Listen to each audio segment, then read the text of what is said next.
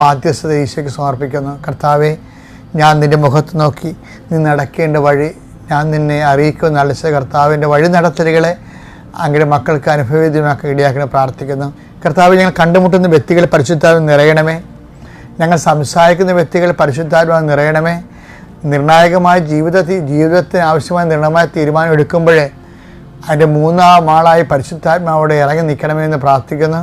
കർത്താവ്, ദൈവത്തിന് അഹിതമായ ചിന്തകൾ, ദൈവത്തിന് അഹിതമായ യാത്രകൾ, ദൈവത്തിന് അഹിതമായ സംരംഭങ്ങൾ ഒന്നും ചെയ്യാതിരിക്കാൻ അങ്ങയുടെ മക്കളെ പിതൃത്വത്തിൻ്റെ സംരക്ഷണവും അഭിഷേകവും നൽകി അനുഗ്രഹിക്കണം പ്രാർത്ഥിക്കുന്നു.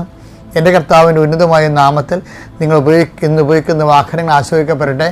എൻ്റെ കർത്താവിൻ്റെ ഉന്നതമായ നാമത്തിൽ നിങ്ങളുടെ ഫോൺ കോളുകളെ, കമ്മ്യൂണിക്കേഷൻസ് അതിലൂടെ എത്തിച്ചേരുന്ന നിഗമനങ്ങൾ കർത്താവിൻ്റെ നാമത്തിൽ ആശീർവാദവും കർത്താവിൻ്റെ സ്വർഗീയമായ മുദ്രകളും ലഭിക്കട്ടെ.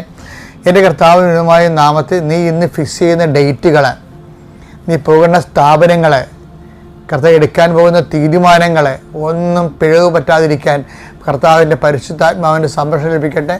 പരിശുദ്ധ ദൈവമാതാവ് നിൻ്റെ ജീവിത മാർഗങ്ങളെ ആശീർവദിക്കട്ടെ.